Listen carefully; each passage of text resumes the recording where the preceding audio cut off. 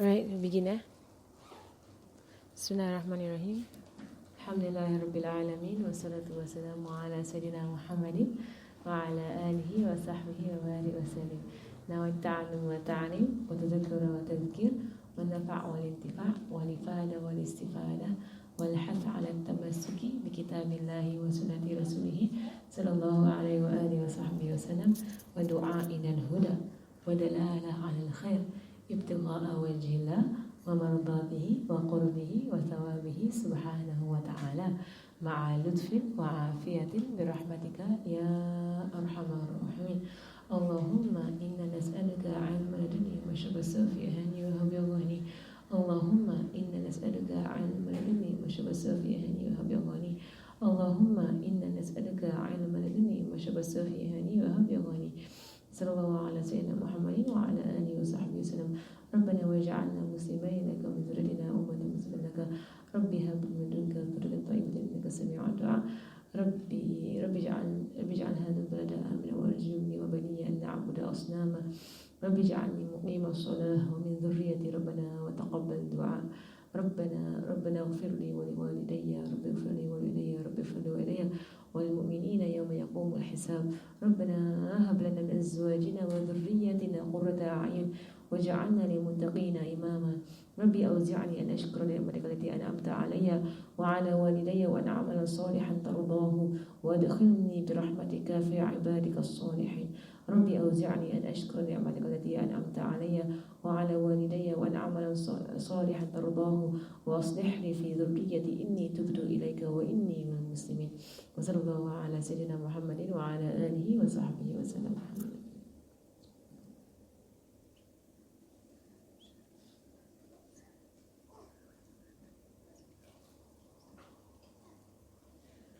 Alhamdulillah. Okay, so last week we spoke about some adabs of speaking, right, for the child, like what he should and should not do also in majlis. So we are going, after the Shaykh speaks about after the Shaykh says, urges us to have our children keep the company of the righteous, he's going to go into the adab of company. How do we keep company? And it is a lost science today. People don't know how to socialize well. Right, the art of socialization, the art of the manners, and when it comes to speaking those who are older than you, or not raising your voice, or those who are older, of having a low voice, speak to your parents in a gentle way, right? These are things that are so lost right, in our time that it's become like rude behavior has become a norm. It's so normal for people to just raise their voice on somebody who is older. And in Islam, we know that respect is given. Right, respect is given, is not earned. Now, of course, you can earn respect, but respect is given by virtue of being a parent. And just by virtue of being a parent, you are respected. Like whether or not you are a lousy parent, or you're a good parent, or whatever kind of parent that your parents are, or parents may be, right? There is by virtue of being a parent, you are respected. Right? In Islam, by virtue of being older, you are respected. Right? It doesn't matter if the older person is a terrible person or a sinner or whatsoever, just by virtue of age, right? That person is given respect. He doesn't have to earn respect. Right? That is, how Islam has taught us. Right? That Rasulullah says that he's not of us, the one who does not respect those who are old amongst us, nor have mercy on those who are young amongst us. It's a hadith. You are not of the Muslims. Because you're not part of this gathering of Muslims if you don't know how to respect those who are old and you don't know how to have mercy on those who are young, right? So it's intrinsic, right? Just by virtue of age, right? Islam gives rights, right? By your position in the family, Islam gives rights, right? So when I was learning this with Habib Tahir, right, there was a question, right, whereby someone asked, and you would say it's a fair question. Whereby after learning all these things, he said, what do we do, right, if we had gone through bad parenting from our own parents? He asked that question. Someone asked the question in Arabic. Asked Habib, what do we do if there was, su'ut tarbiyah? Right, su'ut tarbiyah, that means bad parenting. I was exposed to bad parenting when I grew up. And it could have been the case. Some people have fathers who are neglectful.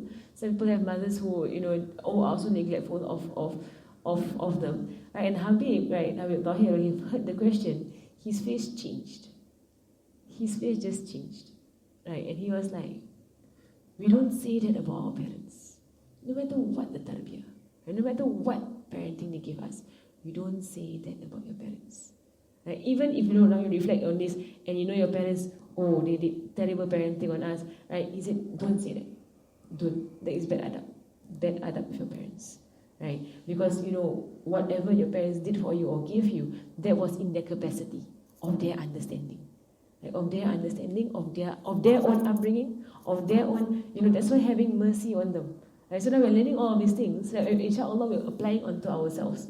Right, and our children, right? But when you reflect on your own parents and your own upbringing, right, you don't like, oh, my mom did this wrong, oh, my father did this wrong, my father, you know, like you're comparing. Don't do that, right? Don't let your mind venture there, right? Because your parents are your parents, right? They did the best to what they knew, right? That is what we know, right? They did the best to what they knew, and you will do the best to what you know, right? So we know our parents, you know, with respect to what is being said here, maybe they did a lot of things that is not in line with what the book is saying, right? But that was to the best of what they knew, right? And may Allah have mercy on them, right? Because what they knew was what their parents did, and that was the best of what they knew, their parents, right? So, and it could have, you know, gone for a long period of time until now. People are going back to the way of Rasulullah sallallahu alaihi wasallam, right? And then you realize that all of those ways were different, right? But we don't say that my parents gave me bad upbringing.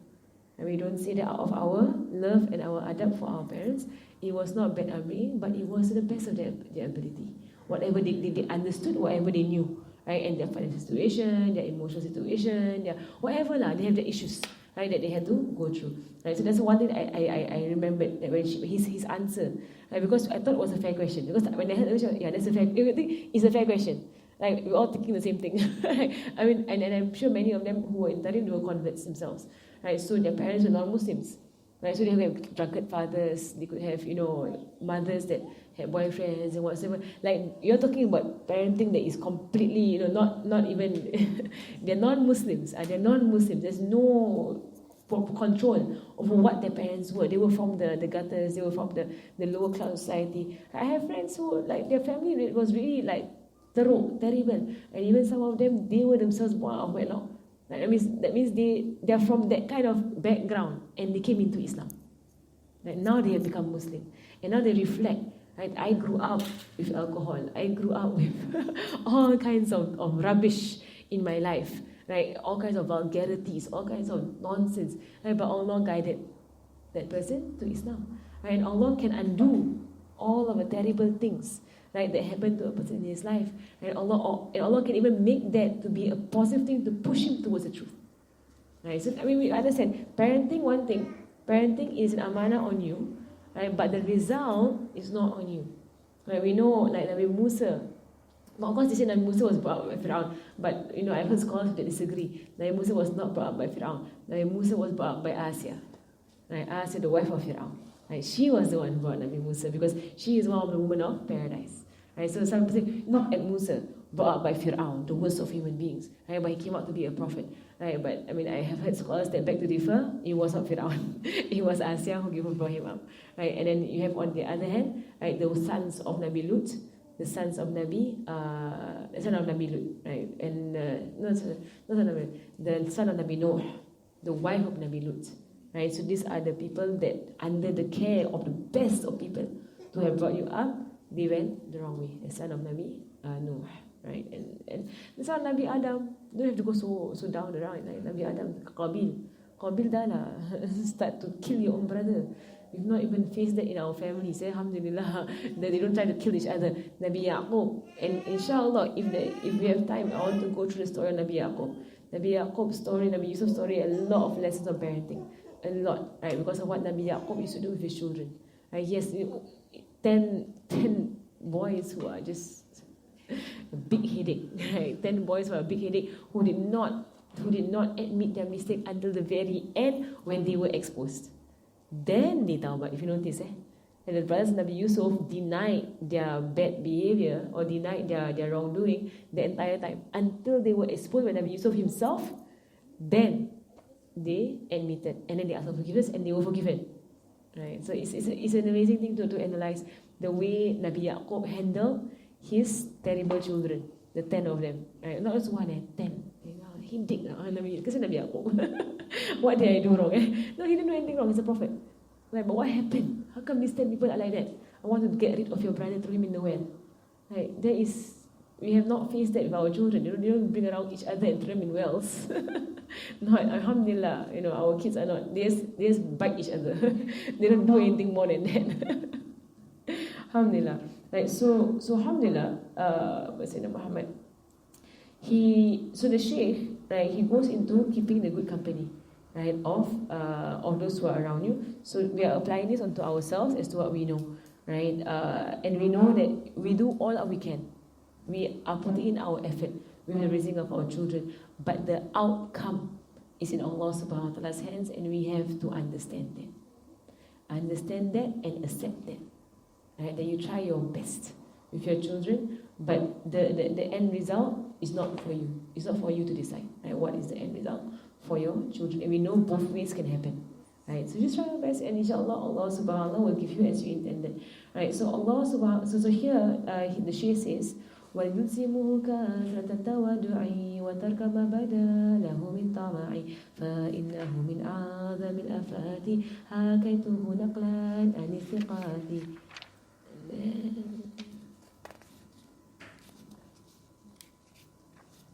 أيضا ومن حب الذهب والفضة يحذره فهو أعظم آفاتي من السموم القاتلة حبهما ورأي التحذير صبي منهما ويكرم الإخوان بالتأدب وكلما عشاره من صاحبي وأن يوسع للذي يأتيه مجلسه الذي استقر فيه ويكرم الواصل بالقيام لأنه من آداب الكرام ويستمع كلام كل عاقل ويحسن الإصغاء لقول القائل.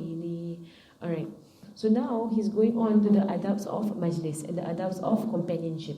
Right, so just as you seek for them good companions, so that they are able to search in their own lives for good companions. Wherever they go, they will look for good friends. Right, people who will bring them to Allah subhanahu wa ta'ala. And the worst thing for a person is bad friends.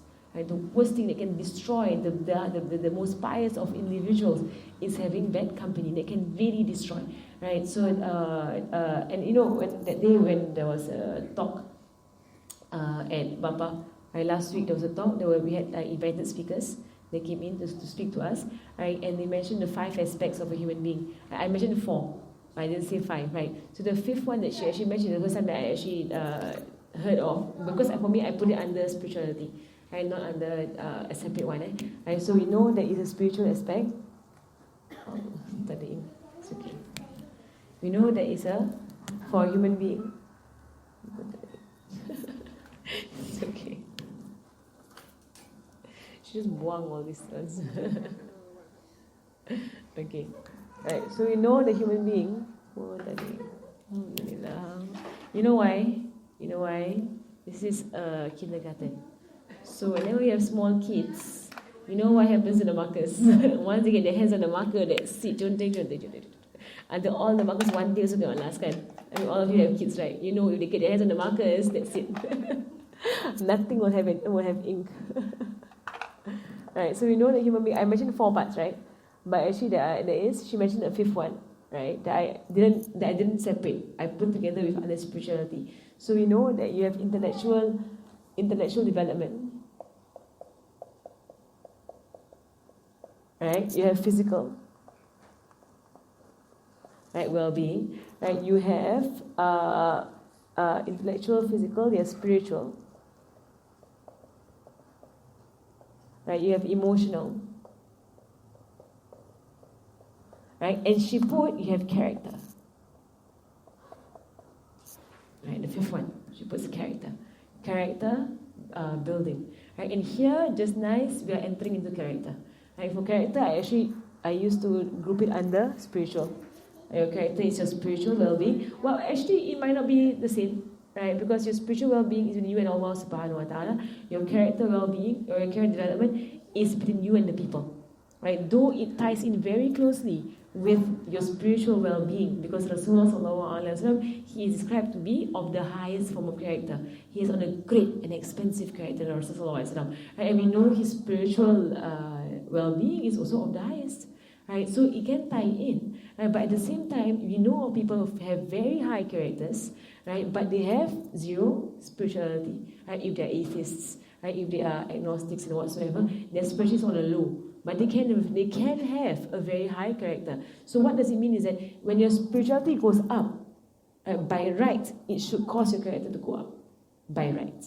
Right? Because character is tied into spirituality. But a person can have good character without having high spiritual well-being. It can possibly happen. So she separated character from spirituality. Right? So here we are going into the development of the character of your child. Right? And personality is personality. Your child is born with his personality. Character can be developed. And character can be changed. Akhlaq. Right? In Arabic you say akhlaq. Right? The akhlaq of a child. His good character. Right? Akhlaq can be good, it can be bad. Right? So, but then his personality, his tabi'ah. Right? His tabi'ah is his personality. That is natural to him. And those of you who have more than one children, you know that. Right? They have a natural intrinsic personality that is in them, and this personality comes from the ruh.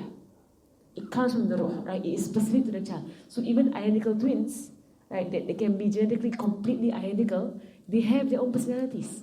They behave, and you know, if you met identical twins, they have their own personality, their own perangai, right? Some like this one, right? And so it's nothing to do with the genetics. It's to do with something something else that is there. So here he goes into the development of the character well-being. So from the beginning of the child's life, just a bit of overview. Beginning of a child's life, before he was born, you are developing the physical well-being by you controlling your diet. And as a child comes into this world, you will be controlling his physical well-being, right? His emotional well-being comes at the point of weaning, when the nafs kicks in. And so with emotional, the nafs begins to kick in, right? So you begin to control him with the sunnah, right? So you wean him off and you control the nafs, the sunnah. So inshallah, he's able to well control his emotions, right? As he grows up, he's coming into tamyiz. Right? He's going to have age of discernment. That is when the intellectual well-being kicks in, right? And that day and it was a very good lecture actually, very good lecture on motherhood. Like was on a Thursday morning, very good. Ustaz Najibah, very good lecture, right? She mentioned, right, that Sayyidina Muhammad, she mentioned that the mind, the child's brain, right, has 1 billion neurons, right? When the child is born, so the brain, mashallah, so but the brain is the only organ, right, that is not fully developed before birth. Right? All organs are developed but small, then it will grow. Right? But the brain is undeveloped. The brain has its neurons, but they're not connected. The synapses are not connected. So when the child is born, after the birth, the synapses begin to connect, right? So they begin to understand sight, they begin to understand, touch, they begin to understand taste and so on. They begin to connect, which is why it is crucial. The first 7 years, of interaction, human to human, is crucial. Right? Because the synapses are all connecting. So if there is lack of human interaction, there is going to be a stunting in the development of the child. He's going to be stunted, right? And at that time I read an article about a girl that the father kept her in a cell, right, since she was 2 years old because he was overprotective. He did not want her to be harmed at all in any way. So he put her in a room, right, and locked everything up, and she was not allowed to go out at all.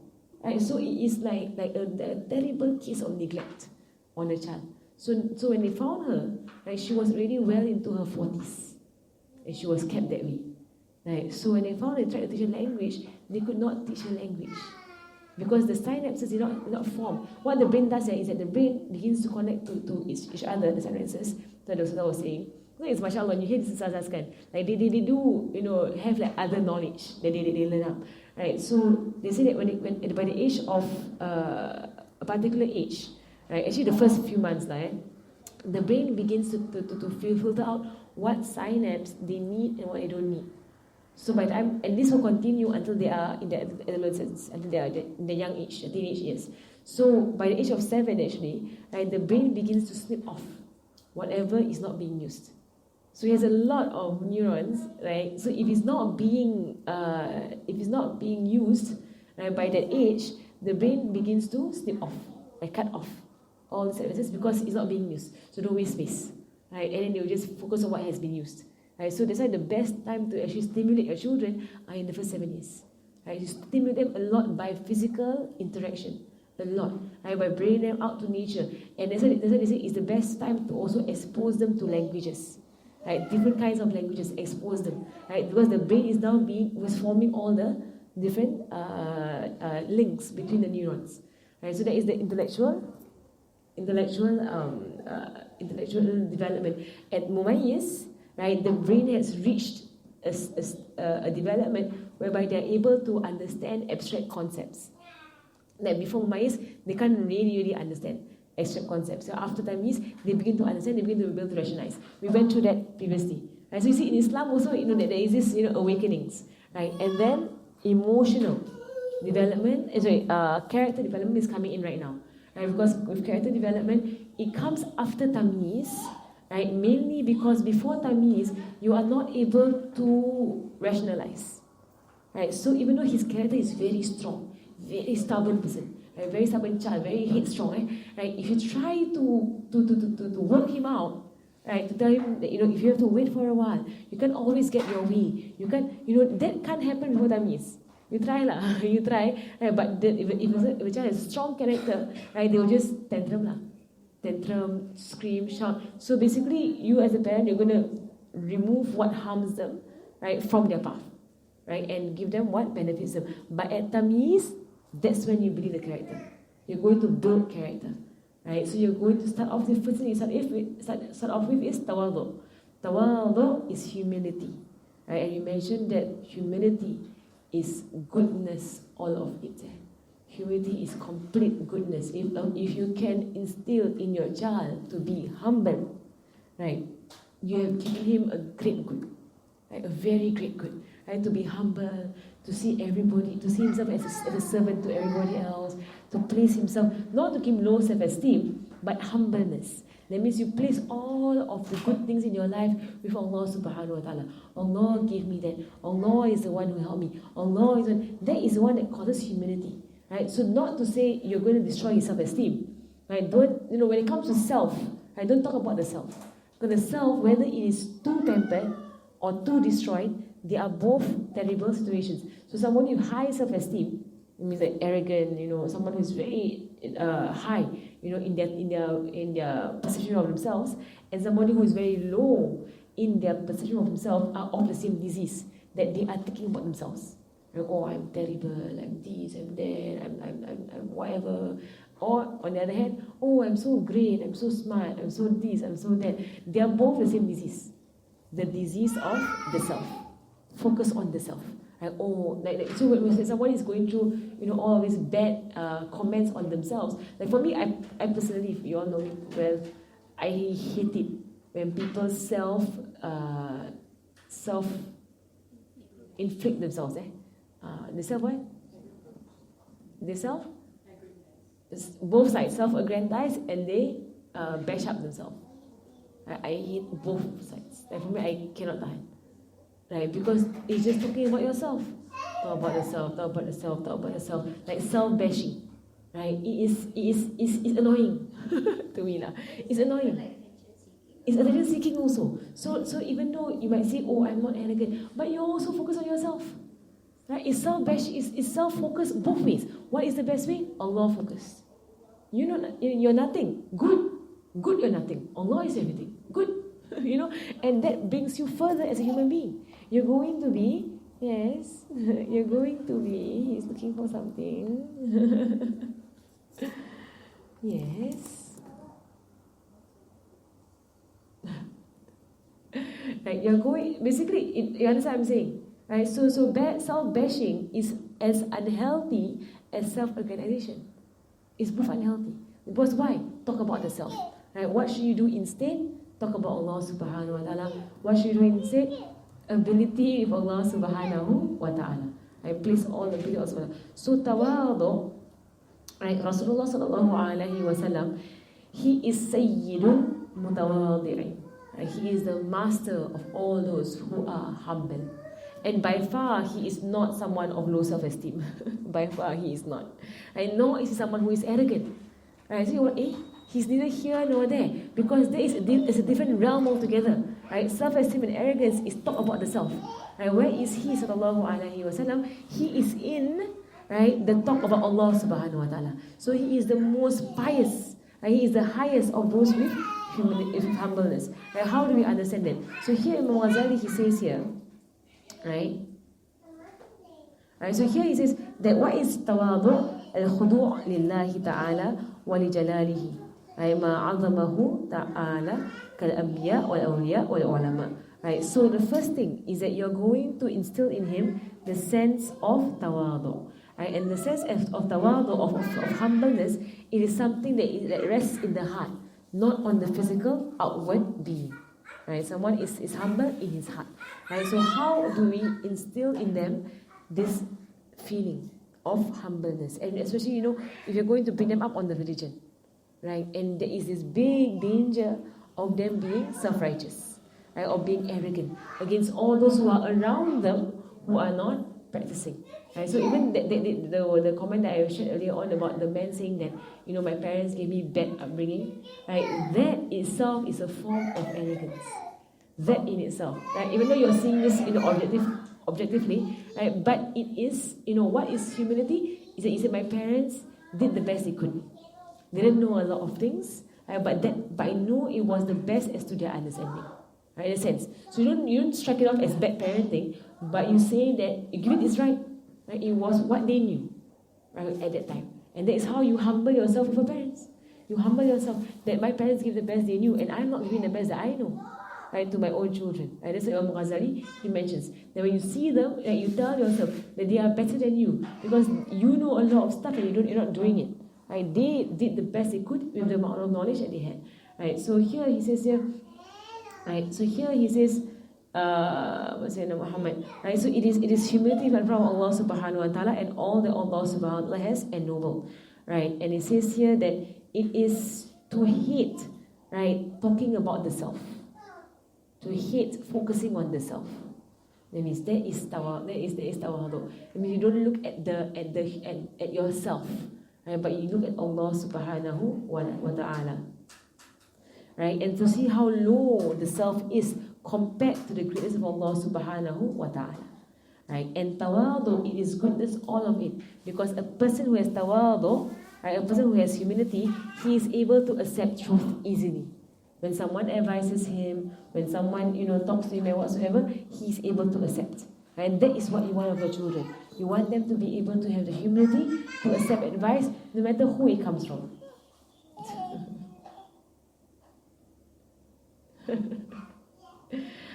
Right, no matter who it comes from. Right, so قبول الحق بحسن الخلق. Right, ترك السول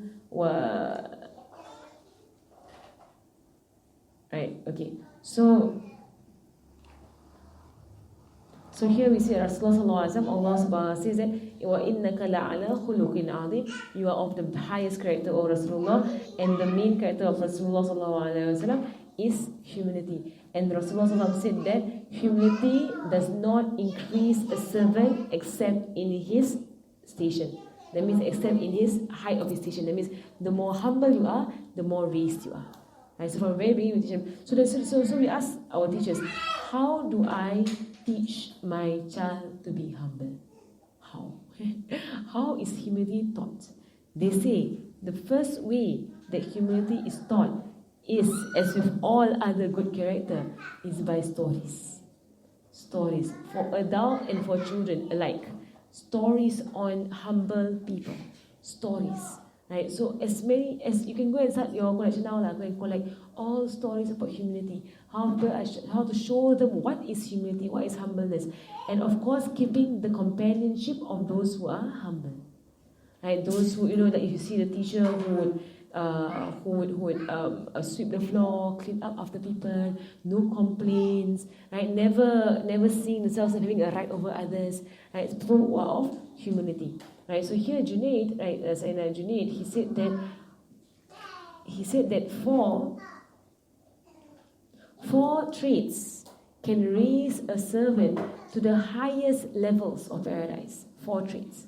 And so when he is asked, right, and he said, even if this person has very little knowledge, 4 traits can raise a person very high. What are these 4 traits? First one is hilm. Hilm is forbearance. That means having a very gentle disposition. Right, hilm. Forbearance. Forbearance. So hilm is like, if someone, something goes wrong, you're like, it's okay. That is hilm. Right? It's okay, it's fine. No problem. Right? That means you're not uptight. The opposite of hilm is being very uptight. Everything also upset. Right? So hilm is one of them. Tawadu', humility. Right? Sakha is extreme generosity. And sakha is above kareem. That means sakha is that you give without end. Right? You give. And the last one is husnul khuluq. Right? Husnul khuluq is good character. Right? And all of this is from the perfection of someone's faith.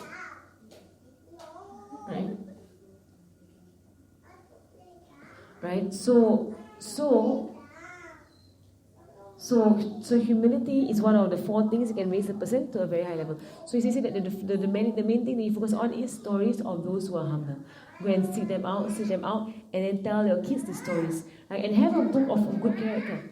Like a book of good character where we can tell stories over and over again on good character. And if they show arrogance to you or about somebody else, then be quick to correct. Be quick to correct. Right? So like the Habib, it's very quick. He didn't answer the question, but he corrected. He said, don't say that about your parents. And don't say that. Right? So from there on, it was a lesson to everybody who was there. Right? Because he did not answer the question first. He stopped, he corrected the arrogance. Right? No arrogance with your parents. Do not be arrogant against your parents. Right? Be humble with them, no matter what they are. No matter where they are. Right? You are to be humble with your parents. Right? So even if they're on a different religion altogether, you don't make yourself arrogant over your parents.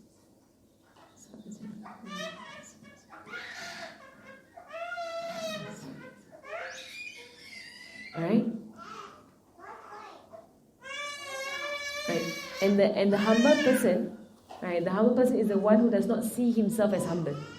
Right? That's a true humble person. You don't even see that you are humble. Right? But you constantly see that yourself, you're so self-righteous, you're so arrogant, you're so this, you're so that. Right? No. Right? But the true humble person, he's humble without even forcing himself. But of course, the beginning steps, you try your best to be humble. So if your child comes home, right, and he begins to compare himself with his friends, right? So that is a slight form of arrogance. Oh, I knew how to do this. My friend didn't know how to do it. Right? That kind of thing. It's very common for children. Very common. Right? So what do? You say that, do you help your friend? You see, maybe your friend didn't have a mother to help him. Right? Maybe your friend didn't have anybody at home to help him. You need to help your friend. Right? If you know, I think that Allah subhanahu wa ta'ala has taught you, and only Allah is the one who gave you all of these things. Right? So if you don't thank Allah subhanahu wa ta'ala, Allah can give you all of these things to your friends. Right? So in the sense that you just educate them that all of these blessings is from Allah subhanahu wa ta'ala. That is the best way you combat self-righteousness. Because self-righteousness is as if you're saying that it's because of me I am righteous. Right? It's because of me I am pious. Right? No. To combat self-righteousness, you say that because of Allah subhanahu wa ta'ala, only by Allah's favor. And if Allah wanted to, Allah can strip me of this and give somebody else, if Allah wanted to. Right? And that will humble you. It will humble you to a degree that you will never swallow. You will never be self-righteous thereafter. Right? And then he says here, Imam Ghazali says, right? So in Bedok Hidayah he says that, so if you see a young person, right, how do you maintain humility? You always give excuses to other people and you don't give excuses to yourself. Right? That will bring you to humility. That means you give excuses to other people as to their behavior, and to yourself, no excuse. Right? So for example, if you see a young person, and you teach them this because they're at the age of mumayyiz. Right? They're at the age, here you're seeing age of 7 and up.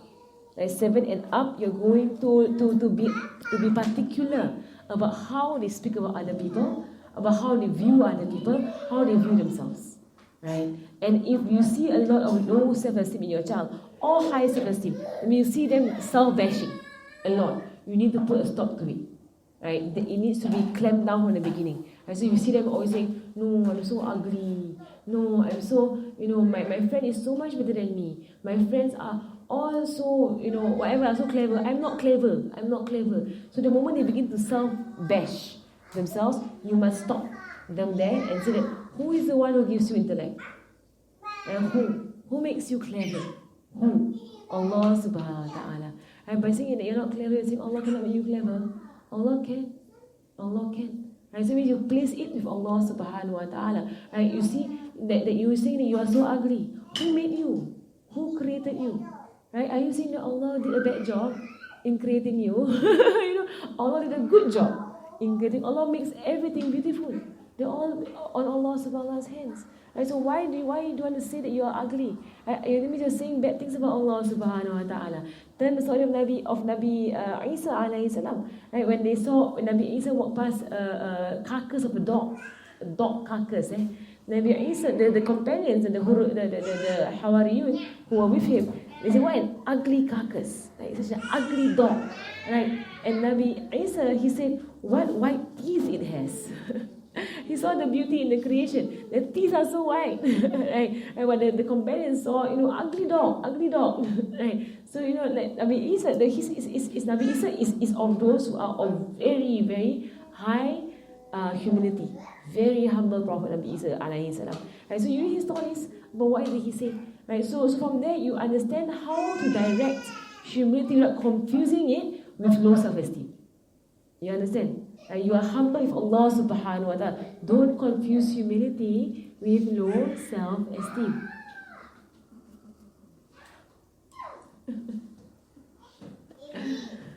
What's his name? Isa, I spoke about you. That's why you came, is it? So I wondering why he came. Heard his name. He said, Isa. Okay, Isa the humble, Isa the humble.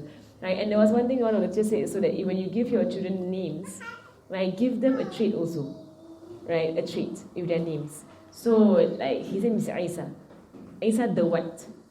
Right, so Isa the humble. So for this week, you'll be called Isa the humble, right? So you say, and that's how you call your children. You say like Adam good boy, like you put in the trait. So Adam hardworking boy, right? So Adam the humble, right? Adam, whatever. Adam as-salih, right? Adam the pious person, right? You put in traits with their name. Then Allah will give relatives to their traits, right? So and you can change the traits every week or every month. So and you can make him choose also. So let him choose. Okay, this month or this year or this whatever, you want to be, Sophia the what? Right? And make sure it's good, Don't let her choose not merepek trait. It's a good trait. Okay, Sophia the one who prays on time all the time. Okay, good. Sophia the one who prays on time all the time. Right, Sophia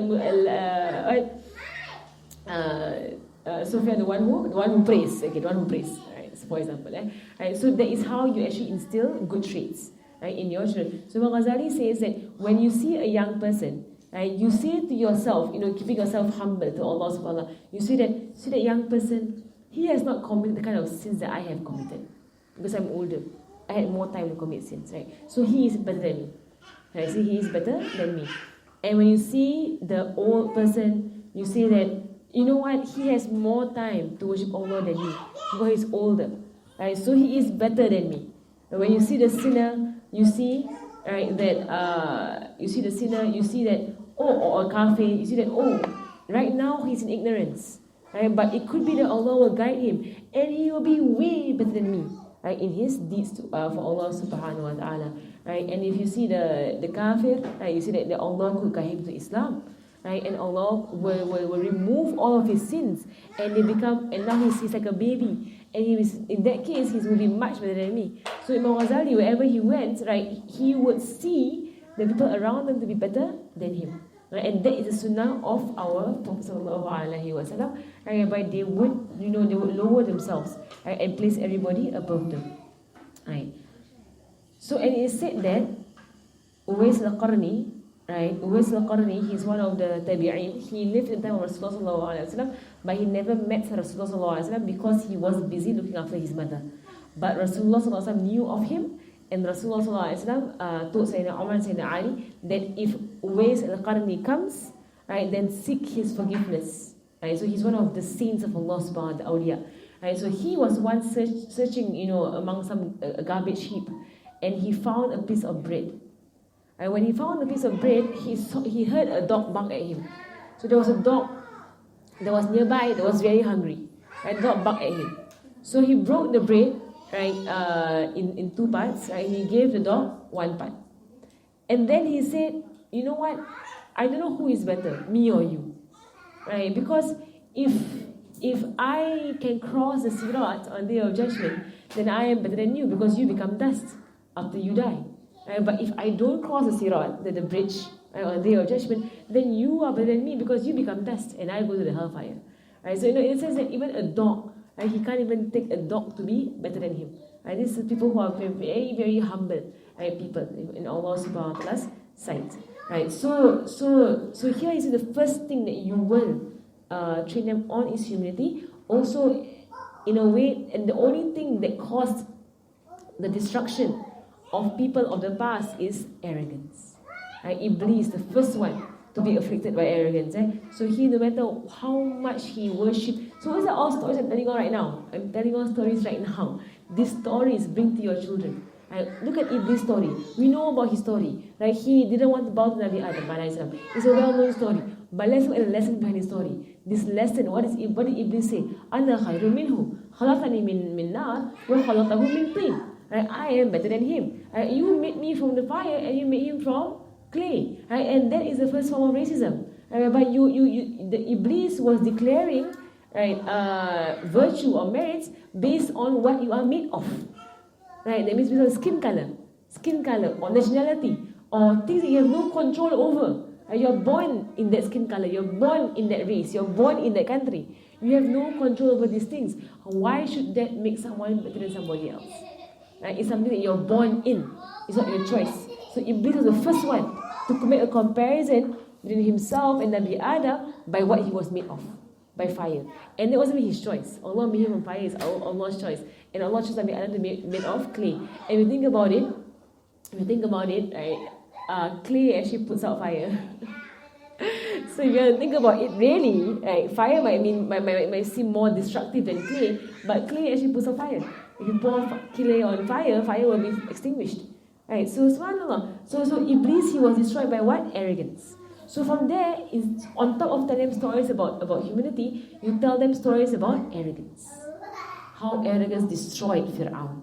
Fir'aun's story can go for a long time. Every night, one story of Fir'aun. So Fir'aun has his 9 signs, of the frogs and the locusts and the blood and whatever. You see, the stories that we have in Islam, they are far superior to all these bedtime stories.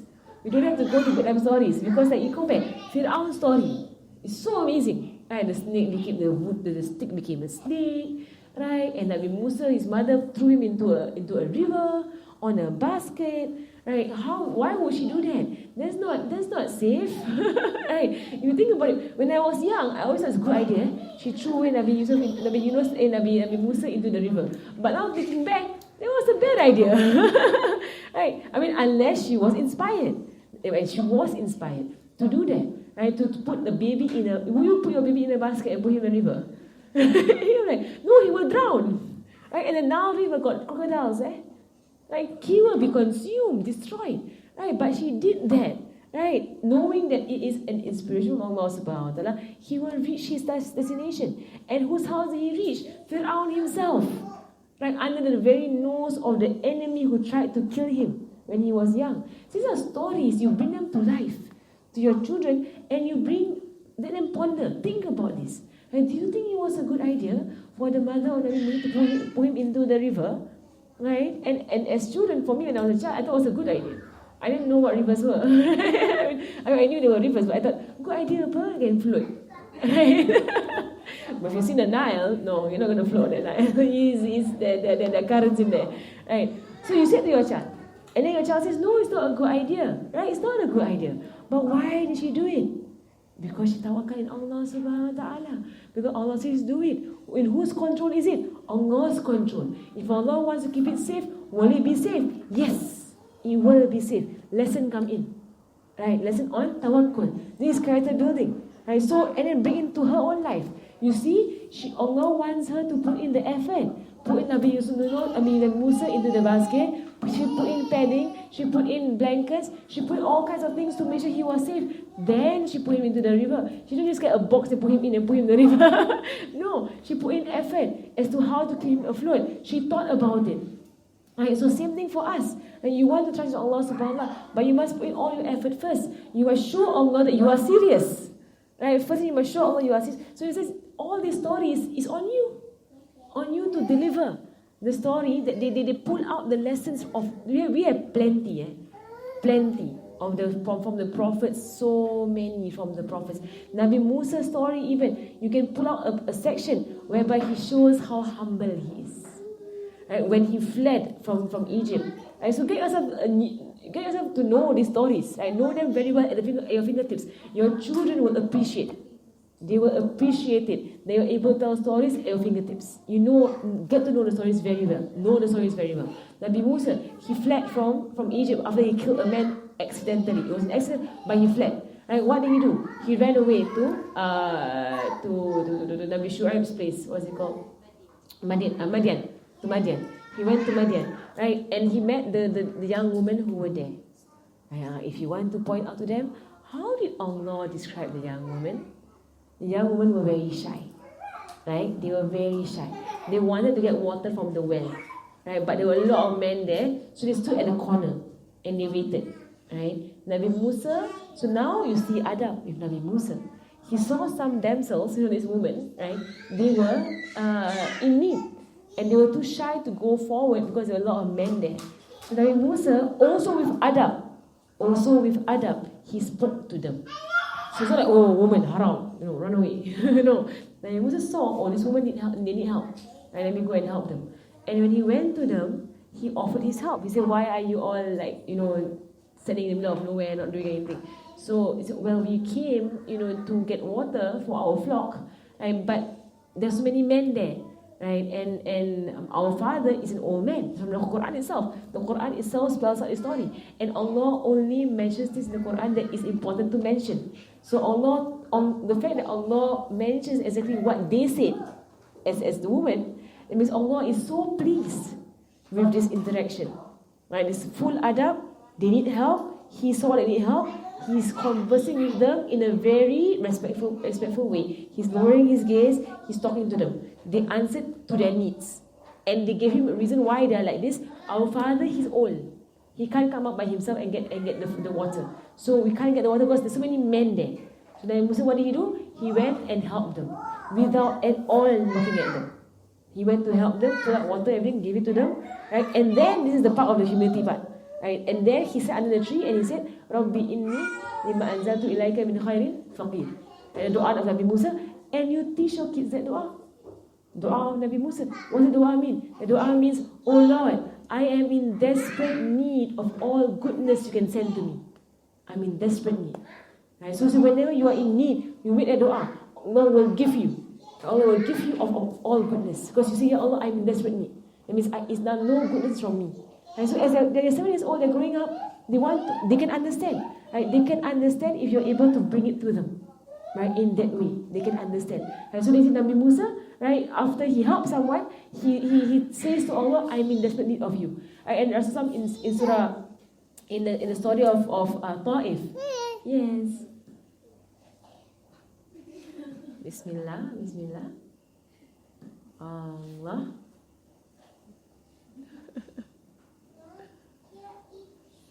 He's about to do it, but he's like not so sure whether he. You want to try?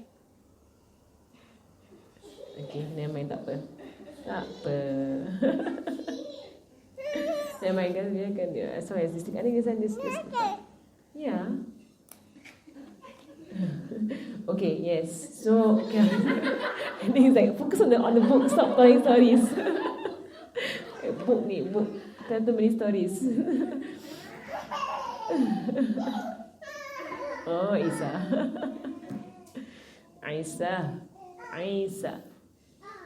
Tamam. Alright.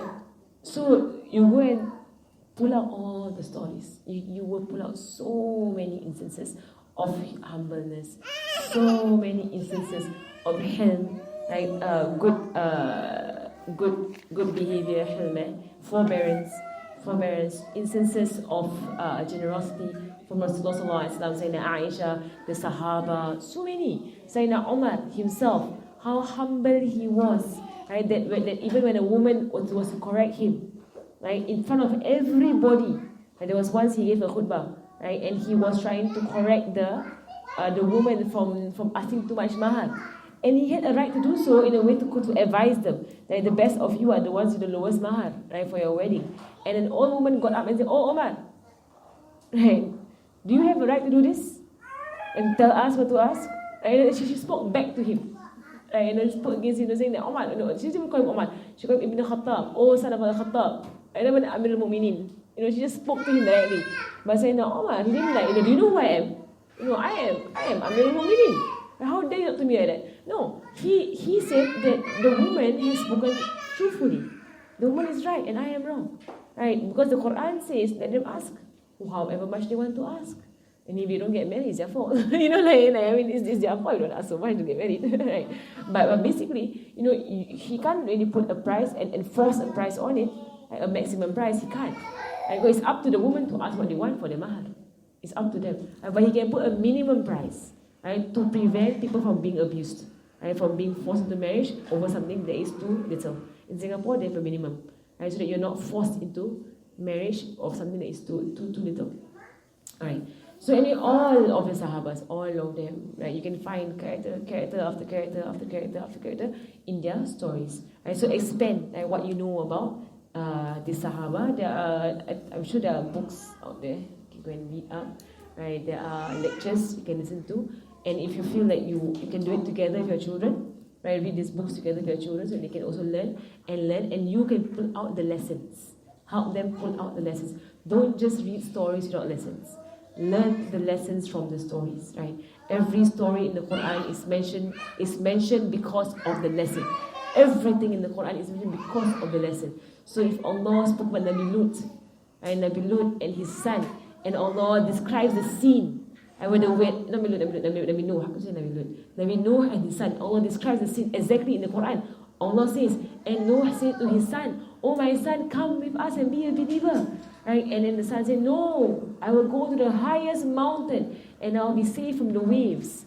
And Musa says, "There will be nobody today, on this day, who will be saved from the waves. Nobody. And those who are sincerely believers of Allah subhanahu wa ta'ala." And all this, right, there was a wave that came between them and the son was destroyed. Like he was drowned. Right? So you can see, like, Nabi Musa, he tried his best to call to his son. And there are people in your life, oh my child, there will be people in your life who will try their best to call out to you. And you be one of those who try to call out to other people. But what happens, right, it is on you to decide. Like, will you take the advice? Will you not take the advice? See Nabi Musa's son. He thinks that he's above Allah subhanahu wa ta'ala in his ability. He thinks he can go up to the mountains and be saved. No, Allah's ability is above everybody. You must understand that. Right? So that's how you bring the stories, in that way. Show your child here, and it will be implanted in them. All of these lessons. You see what they are doing. Right? This story. You see the son of Nabi Lut. See the sons of Nabi Yaqub. They have so much jealousy. Jealousy will not do good for you at all. You must not be jealous. You love that other people have good things for themselves. Then you teach them to love for other people more than they love for themselves. From the story of Nabi Yusuf, you see what happened to them? They were so blinded by the jealousy, that to the point whereby they said to themselves, "It's fine throwing him in the well. It's fine. It's not wrong." And in fact, in the Quran, they said, "We will do this now. Later, we will be of the pious." They say in the Quran, Allah quotes them saying that, "We will do this now. Then we will be pious." Means I will do my sins now. Then I will taubat. Right? Allah is not pleased with that statement. Right? Don't say that. Right? Don't. This one, and they were so blinded that they thought it was a great idea to take Nabi Yusuf's shirt and pour blood on it to bring to their father as a proof that Yusuf was bitten by a wolf. Right? But they were so blinded in the glory of themselves, right? Because they say, "Kill Yusuf or get rid of him, throw him far away. Then your father will look at you. Then your father will love you." It's all in the Quran. All in the Quran, Allah analyzes their story. See the disease here, the disease, right? That is in these people. You don't have the same disease. Keep it out of yourselves, right? And they're so blinded that they saw that to bring a shirt soaked in blood is enough as a proof. But Nabi Yaqub straight away is not torn. What? The wolf came and opened up the shirt and then put it aside, and then eat Nabi Yusuf after that, and then pour the blood on top thereafter. So blinded that even then they still did not admit they were wrong. And so hasad, jealousy, you teach your children, jealousy brings you to the worst of diseases. The worst. Right? Because the one who is jealous does not even help himself. You see the brothers Nabi Yusuf, did they get their father's love after they did what they did? No. Nabi Yaqub still did not, prefer them. He still remembered Nabi Yusuf the entire time. And Nabi Yusuf was not even around. Right? And you know the same thing about Sayyidina Khadijah. Rasulullah SAW would never replace her love with anybody else. Ever. So Sayyidina Aisha give up. There's no point. Don't try to fight with Sayyidina Khadijah. She has a space with Rasulullah SAW. You don't fight. Right? So same thing, but you redha with what is given to you. Lessons are, I can go on and on the stories. So many. The Quran is amazing. Amazing how Allah subhanahu wa ta'ala has informed us in the Quran. Right? All these stories, pull them out. Right? My sources are all from Habib Omar. So I'm trying to think of whether I know his sources. Because he has a lecture series that is called Qasas al-Haq. Right? True stories. All from the Quran. Right? And he will tell the story and he will tell, so I'm getting all these things from it's all from him. And he will tell the stories and he will tell the lessons behind these stories. Right? What we will never see as when we read by ourselves. Right? So when you bring it to your children, then it makes them think and ponder and obsess about the Quran. So you go back to our own intellectual and emotional tying in. Together with spiritual and then character, all tied in. All together, all from where? The Quran. The Quran, the Sunnah, the Seerah of Rasulullah SAW. Don't have to go further than that. Right? So don't waste their time by feeding them with fairy tales. You're wasting your time and you're wasting their time. Right? Fairy tales. If you want to go, yes. Bismillah. Right, so if you want, you can like those kind of like tales with a moral of a story, fables, this kind of like Aesop's fables and whatever. It is said that someone said that this Aesop fables, like where it came from, it is like some people say that Allah Alam that it was Luqman al-Hakim. It was Luqman al-Hakim, right? The one in the Quran, Surah Luqman, that one. They say he was Aesop. Right? He was the wise person. Because Aesop fables have been there for like forever. Right? And we know Luqman al-Hakim, he was a wali from the awliya of Allah subhanahu wa ta'ala. He was a slave. Right? At first, and he was set free by his own master, who actually asked to be his disciple of Luqman al-Hakim. Right? That is under Aesop's fables, Allah Alam. Okay, continuing. Right, continuing. Okay, so get all the stories out, pull those lessons out, ponder. It will help you yourself in your own life, right? There's not just you, not just your child, you yourself also. You will benefit a lot from the stories in the Quran. All right. So then here, right? So arrogance, it is the source of all evil. Arrogance, right? Arrogance brings a person far away from Allah subhanahu wa ta'ala, right? So what is arrogance? Arrogance, it is the aggrandization of the self, right? It is somebody who sees himself as better than everyone else.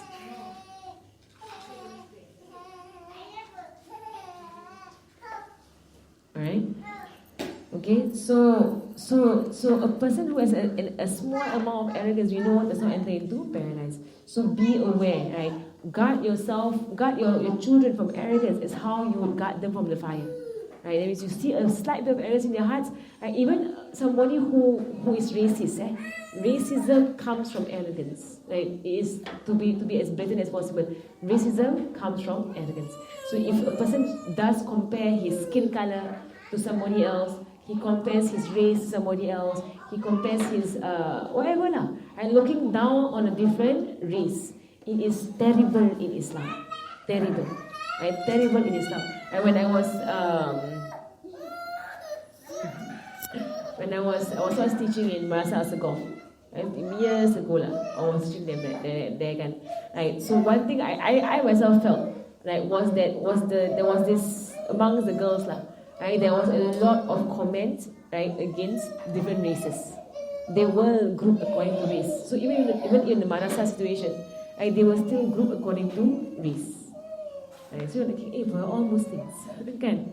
Right, so like there was a particular student who took a very strong liking for me as a teacher.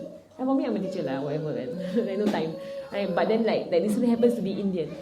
So the girls began to say, oh, because they're all Indian, so the Indians are all together. And for me, it's like, I'm a teacher, I couldn't care less.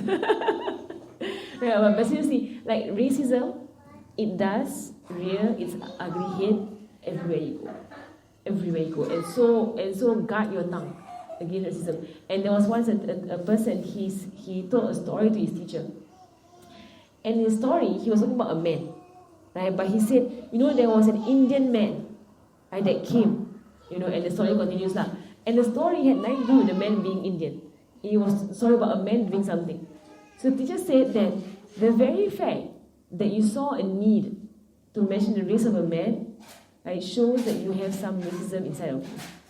And the very fact that you saw the need to mention what was his race, right, that shows some form of racism, right, in you. Racism is shaitanic. It is from the shaitan. It is a disease that is widespread in Singapore, very much so. It has to be removed. Allah does not see anything except for our taqwa, except for our own iman. So in front of our children especially, I've heard parents, that they comment on the other race in front of their children. Right? That is a terrible thing to do. Right? Terrible thing to do. Right? Do not comment on the other race to your children, because then they will learn that we are better, right, or we are different. Right? We are, basically our merit is by our race. Right? That is terrible thing to do. Don't say that the Malays are like that, right? Or they're Malay. And that's the way they are. And don't do that, okay, to your children, right? And racism is something that is taught. It's not something that is inherent. It's something that is taught, right? And they did an experiment once with small girls, very very small girls, right? And they gave them Barbie dolls, right? And these Barbie dolls were of different skin complexion, right? So these small girls, before they knew about racism, they would play with all the dolls. No difference. Every doll was the same to them. They would play with all. They gave the same dolls to older children, like girls around the age of 6 years old. And all of the girls, even those who were dark complexion, chose the fair skin dolls. All of them. And the dolls are exactly the same, only the color different. Right? So when they were asked, why do you choose this one more than that one? Because she's prettier. This one is prettier than that one. But they're the same, different color only. Yeah, and one of the girls even asked her, but aren't you her color? Aren't you both the same color? Because she was dark skin also. So aren't you her color? She said, yeah, but I'm not pretty. Right. So in a sense, like, there is something that is being taught to our girls. Right, that this racism thing going on. Right. This talking about the Sahabas. There was once the Sahabas laughed at Sayyidina Ibn Mas'ud. It's all stories to tell them, eh? Sayyidina Ibn Mas'ud was very short guy, very short, very skinny. He was like, it's kind of like very scrawny, skinny, short Sahaba, eh? Small size.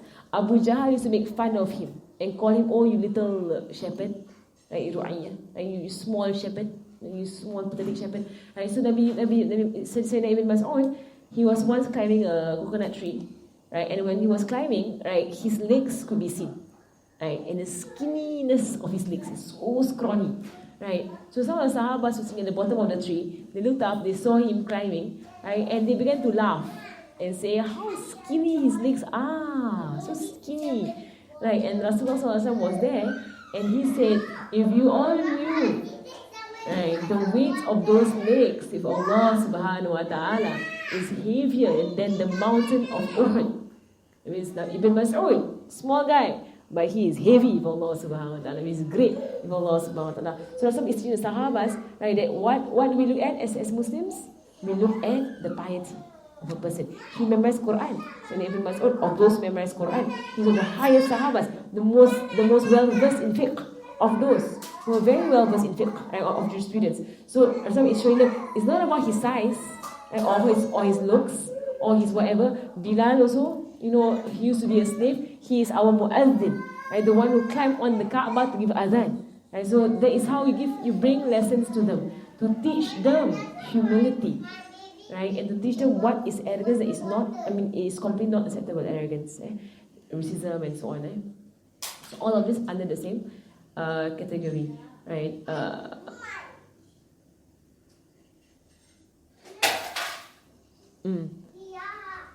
Right. So and Rasulullah sallallahu alaihi wasallam, right? He used to love.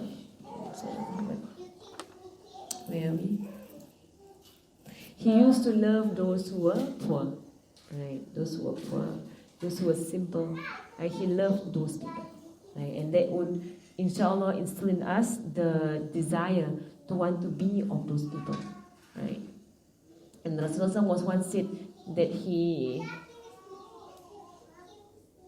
right, that he would go out to the Ahlul Sufa. The Ahlul Sufa are the homeless in Medina, and he would spend a lot of time sitting with them.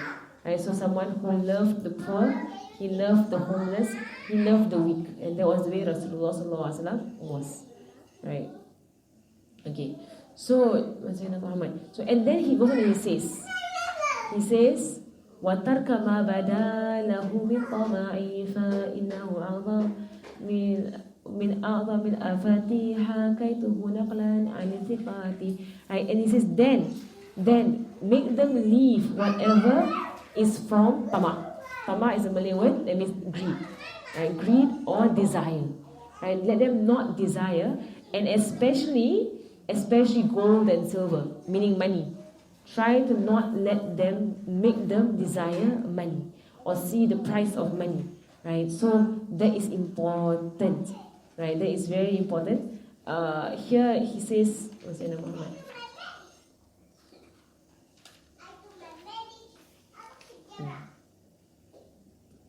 Right, so وقال ابن عباس الطمع من أعظم الآفات النفوس وعيوبها القادحة في عبوديتها بل هو أصل جميع الآفات لأنه مخصص لتعلق بالناس والالتجاء إليهم. Right, so tama, it is the basis of all destruction in a human being. Right, tama. So now when they are below tamiz, you will see tama in them. Right, they will be selfish about things. They will grab, they will snatch. Some kids, alhamdulillah, naturally they don't have that. They're very giving. Some kids, Allah has placed that in them. Right, some kids they have it very strong. Right, they must have it. It's mine. And no matter how you try to educate them on sharing, they still, it's very strong in them. Right, the possession. Right, this one you're gonna have to bear with this to the best of your ability until they reach the age of discernment, where you're able to reason with them. Right, so before that, what do? If it's causing too much damage or harm or hurt to those who are around them, remove it. Remove it.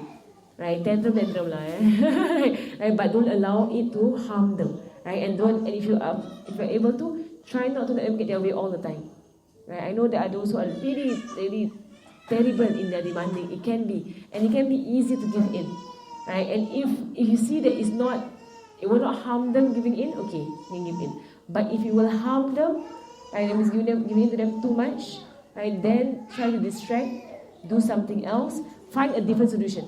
Right, than to just give in to them at all times, right?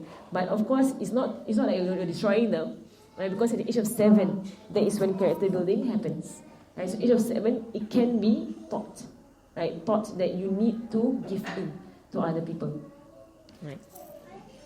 Okay, so here, let's check the timing.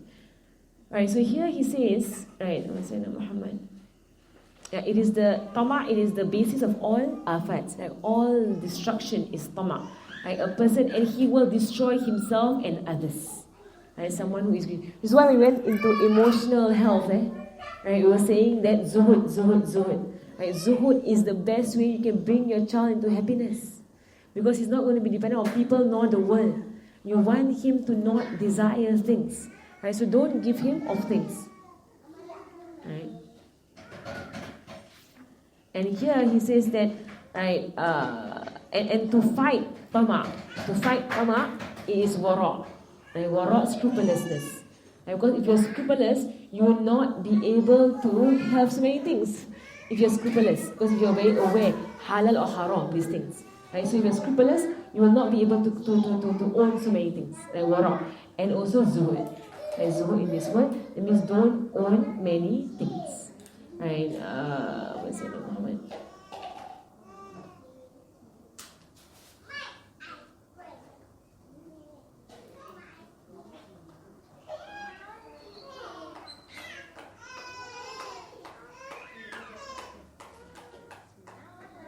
Right, and there's a story here. Right, there's a story here by Sayyidina Ali. Right, he once came to Basra. It's after the Rasulullah. He once came to Basra and he entered into a mosque. Right? So while he was in the mosque, there was a storyteller. There were storytellers. Right? Storytellers who were there in the mosque and they were telling their stories. Right? To the people. Right? And it used to be done in the past. Right? The mosque used to be a place of communal gathering. Right? They would gather in the mosque and they would like a jamia is a place of gathering. So it's not like a small mosque, but it's a big mosque. With a courtyard and so on. So they would gather in the courtyard, not in the musalla, in the courtyard. Right? So he found a few people there and they were telling stories. Right? So then he sat with them, right, until Hasan al-Basri came. And Hasan al-Basri said to them, I said to one of them, "O young man, ya fata, right, O young man, I'm going to ask you a question about something. If you can answer me correctly, I will leave you doing what you do. But if you're not able to, right, then..." Yes. Say, "Oh young man, right, if you are not able to answer my question, then I will ask you to leave this place." Right, because of your storytelling lah. Right, so you ask them the question. So the man said, right,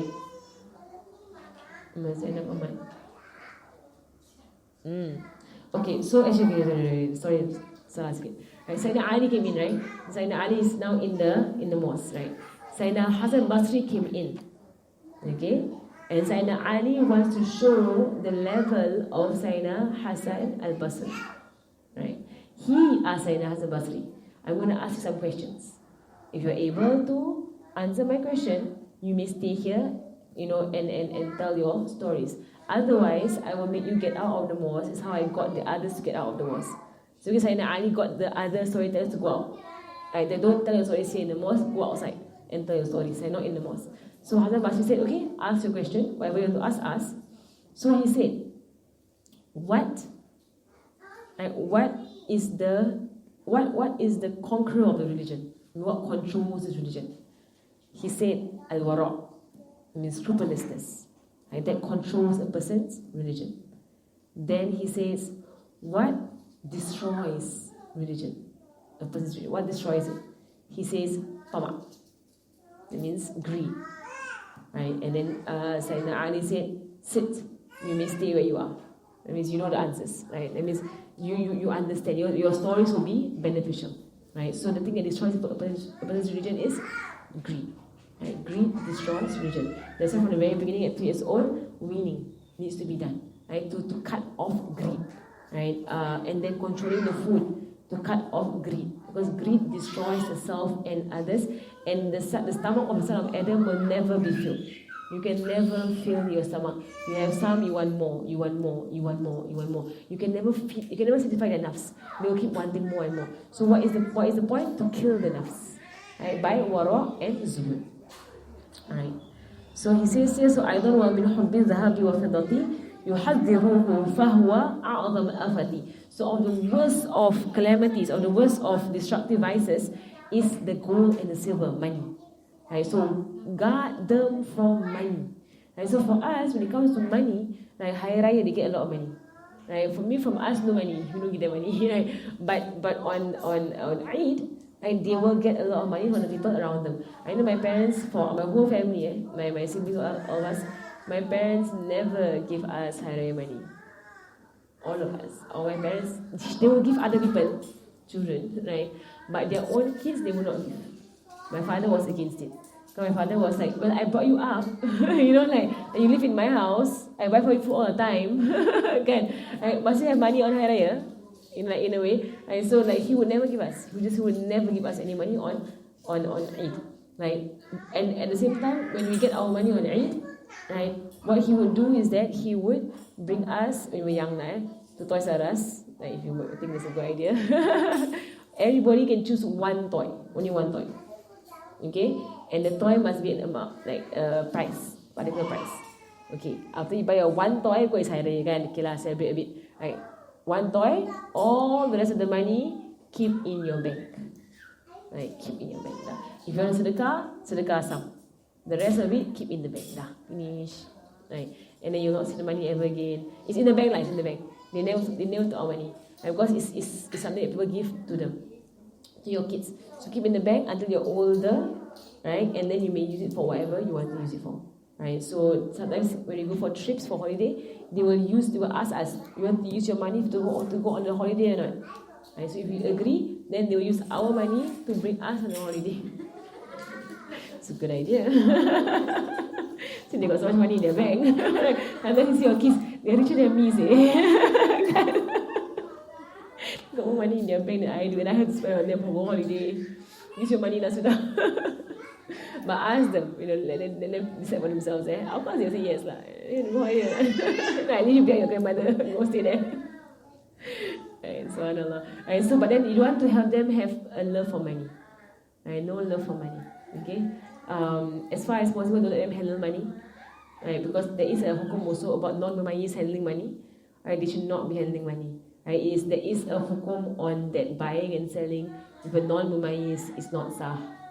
Right, it's not. And it's a funny story lah. My nephew, he's 5 years old.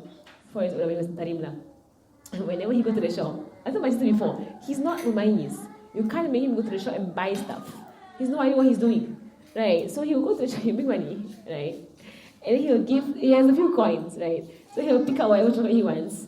So he put the coins on the counter, right? And he will take his chocolate and he will open his hand. Because he always expects change. and then the uncle at the shop, there was once he came, he put less in the amount for the chocolate. He opened his hand after that. And the uncle was like, sayang, you didn't give me enough. There's no change. Then after that he went home, said, Mom, the uncle at the shop very naughty.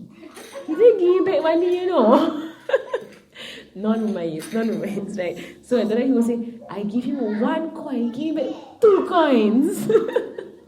Right? It's called non-mumayyiz, So actually by right, they should not be handling buying and selling. They have no clue what's going on. People can cheat them. In fact, they are cheating the uncle. Kesian lah budak ni, 50 cents. Then buy $2 chocolate. Not enough. Halalkan only for him. Kesian. He doesn't know where his parents are. Right, I would imagine the uncle macam gitu Kesian. So actually the hukum is actually they're not allowed to. Right? They're not allowed to actually buy for new stuff. They're supposed to handle. But as far as possible, try not to let them handle money. Right? No give money as a reward. Right? Try not to give money as a reward. Right? Then you will attach their hearts to money. Right? Money can destroy. Because he says that it's of the greatest afat, right? Of the greatest calamities, of destructive things. And it is min as-sumumil qatila hubbuhuma. It is a fatal poison to love money. The love of money is a fatal poison. It destroys a human being. فَالرَّأْيُ تَحْذِرُ الصَّبِي مِنْهُمَا. So what is our opinion? Our opinion is that keep your kids away from money, from gold and silver. Keep them far away. Don't let them know the value of money. Right? Far away until they're old enough to figure it out themselves. Right? So try your best, right, to not allow them. Of course, in school, you give them allowance to buy their own food in school. If you want, you can pack. If you are afraid of them buying junk food in school, right, give them healthy food. Right, and our teacher that day, she was saying that to make them have good habits. Right, that whenever you pack for them food, you pack extra stuff for their friends, so they become generous and they share. Right, so you tell them, okay, there's 2 sandwiches, right, one for you and one for whosoever you want to give of your friends. So then you can have a habit of exchanging food, right, amongst friends. Right. Okay, we pause there. Inshallah, next week we'll continue with that part. Next week, there will be about friendship. How to teach them to be a good friend. Good friends with their friends. So as they are looking for good companionship, they themselves will be good companions and they'll be good influences on other people, inshallah. Sallallahu alaihi wasallam Muhammadin wa ala alihi wa sahbihi wa sallam. Alhamdulillahi alamin. Al-Fatiha narzuqna al-amanah wa al-fawz wa husn at-ta'lim wa dalal al-huda wa يسود محمد صلى الله عليه وسلم ولا روح معلمنا مشايخنا الفضل على أولاد صلى الله عليه وسلم. الفاتحة.